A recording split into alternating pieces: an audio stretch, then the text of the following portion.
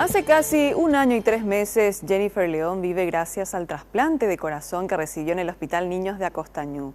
Ella continúa en una etapa de recuperación que se dificulta aún más por los problemas económicos que atraviesa la familia. Aún así, la niña de 9 años sigue luchando para volver a caminar.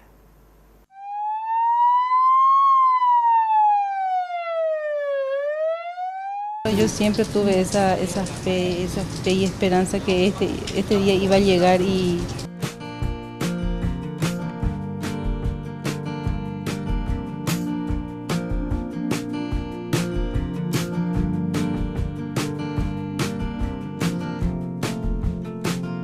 Ya pasaron 436 días de aquel 22 de mayo del 2017, cuando se hacía la tan esperada cirugía.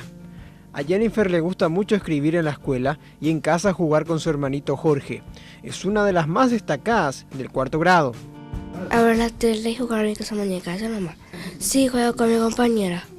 ¿Qué juego? Adentro de la clase y escribo en la pizarra. En sus palabras y rostro se percibe la fortaleza de una guerrera que sigue luchando para volver a caminar.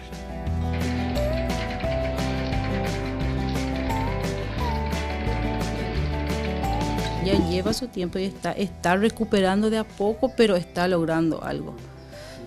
Está en etapa solamente de ejercicio, no es que está intentando caminar. No, está intentando ya con algunos aparatos, ella está intentando ya caminar.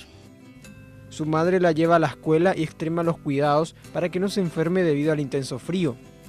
Le llevo al hospital para el tema de su fisioterapia, controles. Yo al menos vivo corriendo porque tengo una responsabilidad enorme con ella. Está un poco complicada, está con una infección vía urinaria que yo le estoy haciendo su sonda intermitente. Ojalá que alguna vez se piense diferente y que donar órganos que no sea más una frase, ¿verdad? Jennifer se aferra desde los momentos más difíciles al niño Jesús y pasó su cumpleaños número 9 ya con un nuevo corazón. Quienes quieran ayudar a la familia que atraviesa por un difícil momento económico pueden llamar al 0984 746 404.